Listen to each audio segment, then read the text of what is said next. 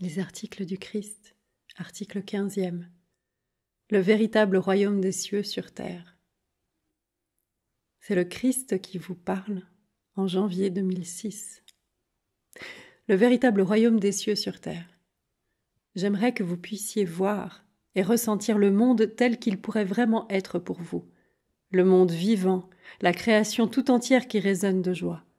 Votre monde est créé par amour, projeté par amour, afin de pourvoir aux besoins personnels de chaque entité vivante individuelle qui a évolué pendant des millions d'années d'existence.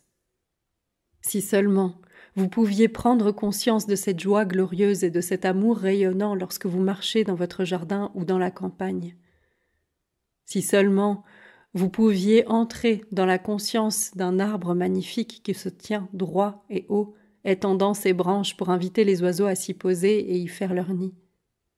Si seulement vous pouviez entrer dans la conscience d'un oiseau qui découvre le meilleur endroit pour nidifier, et éprouver son plaisir et ressentir son amour pour l'arbre qui lui fournit un abri et de l'ombre.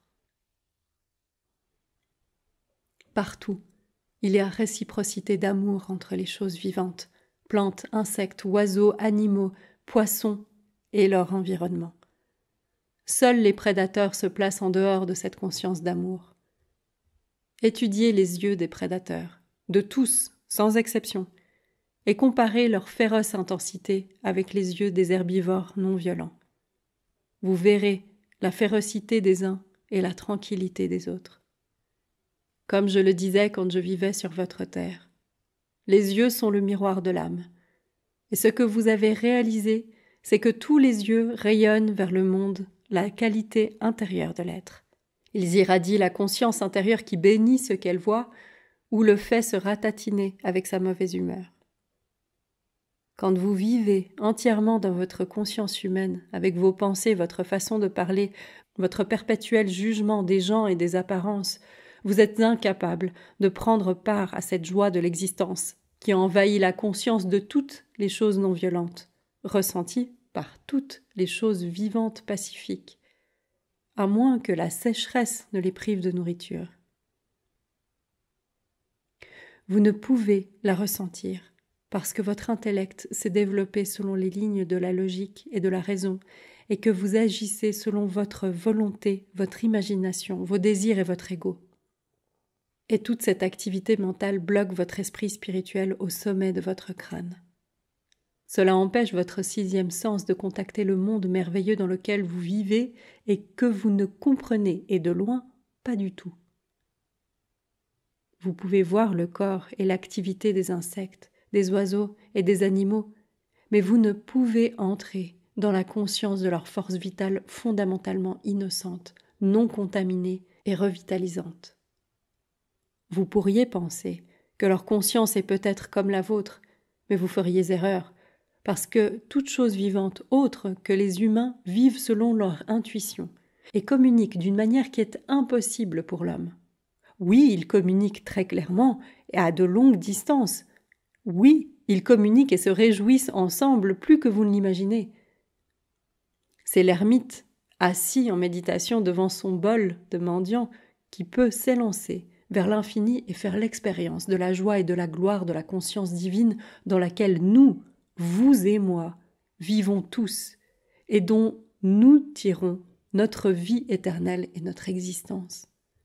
L'ermite peut en faire l'expérience dans le silence et l'immobilité de son esprit et peut s'élever dans une telle extase qu'il n'a plus aucun besoin de la vie terrestre.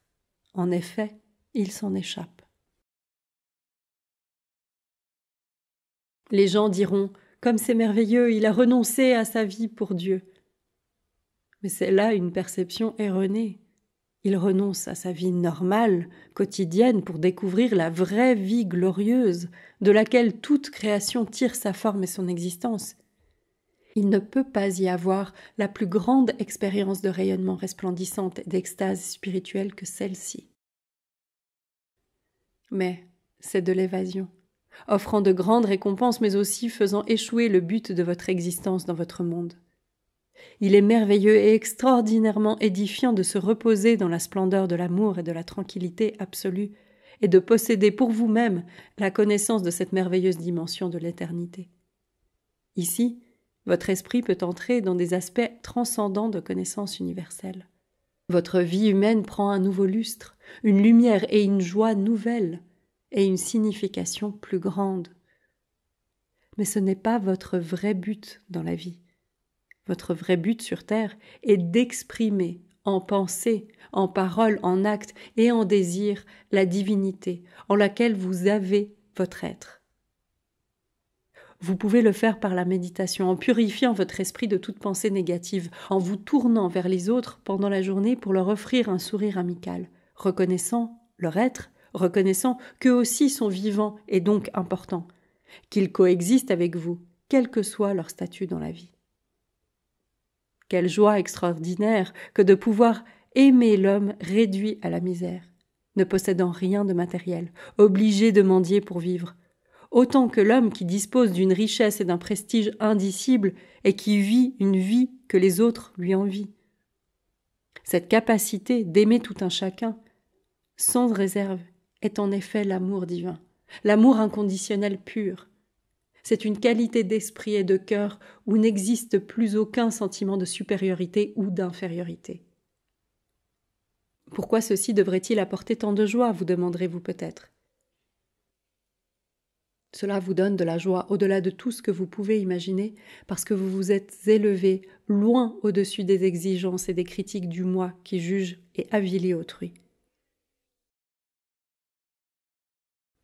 Quelle libération extraordinaire de l'esprit éprouverez-vous quand vous pouvez enfin être insulté ou escroqué par quelqu'un, tout en étant capable de voir au-delà de ses paroles pour percevoir sa divinité fondamentale. Vous vous reposez maintenant dans un état d'acceptation tranquille et pure de ce que le monde humain peut essayer de vous faire, et vous ne cessez jamais de sourire. Parce que votre monde est un monde de soleil et de lumière spirituelle créé par le divin. Et vous êtes conscient du fait que ceux qui essayent de vous faire du mal n'ont pas encore réussi à découvrir ce monde sacré, conçu et modelé par l'amour pur. Sachant cela avec une telle certitude, une telle clarté, comment pouvez-vous ne pas avoir simplement la compassion et la sollicitude les plus profondes pour eux, alors qu'ils luttent, parfois courageusement, avec leur ego qui les prend dans ses rets? En apprenant à aimer également tous les états des êtres humains, vous arriverez à reconnaître intuitivement l'état effectif de l'être terrestre de chaque personne et serez en mesure de percevoir vous-même ce qu'il y a de précieux dans la vie et ce qui n'est que simple carapace de l'ego en recherche de confort et de prestige. Vous ne serez plus dérouté ou même ému par les apparences extérieures. Si vous étudiez les lettres 5 et 6, vous pourrez voir clairement et exactement pourquoi je dis que le monde est fait par amour, avec amour, et soutenu par l'amour.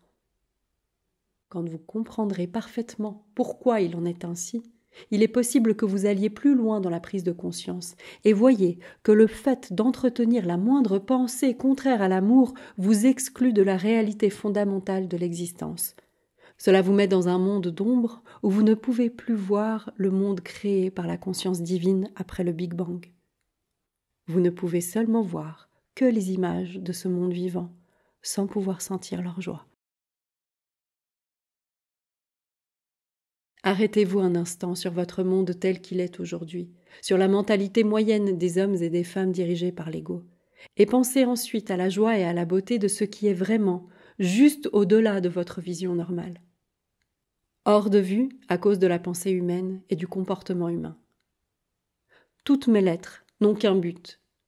Vous aider à vous sortir de toute souffrance actuelle que vous pourriez endurer et à établir un contact authentique avec la conscience divine qui se mettra immédiatement à reconstruire votre santé, votre force et votre orientation intérieure vers des buts plus élevés de l'existence.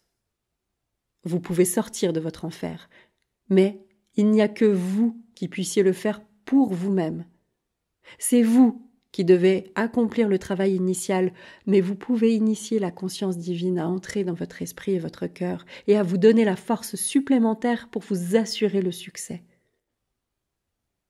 Quand un nombre de plus en plus grand de gens d'une spiritualité et de perceptions spirituelles similaires s'uniront en quête du royaume des cieux sur la terre, il y aura ça et là de petites poches de luminescence spirituelle qui illumineront ce sombre monde qui est le vôtre, invitant ses membres à se joindre de plus en plus nombreux à votre bonheur.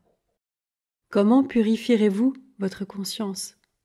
Rappelez-vous que si vous ne comptez seulement que sur votre conscience humaine, vous faites appel à votre ego pour chasser vos pensées égoïques. Et c'est impossible. L'ego ne peut pas vaincre l'ego. Vous devez prendre conscience qu'au-dessus de la conscience humaine se trouve la supraconscience de la conscience divine décrite dans les lettres 5, 6, 7 et 8. Dans la lettre 6, pages 21 à 24. Vous ne pourrez jamais entrer dans la conscience de la vie des plantes et des insectes parce que votre monde est un monde de pensée logique. Mais vous pouvez accéder au ciel sur la terre en apprenant à entrer en contact avec la conscience divine et en l'invitant à remplir votre esprit et votre cœur pour donner un nouveau cours à vos pensées, puis à votre vie future et vos activités. Je vous souhaite ardemment de vous libérer véritablement de l'ego et d'entrer dans la joie transcendante de la divinité pendant que vous êtes encore sur terre.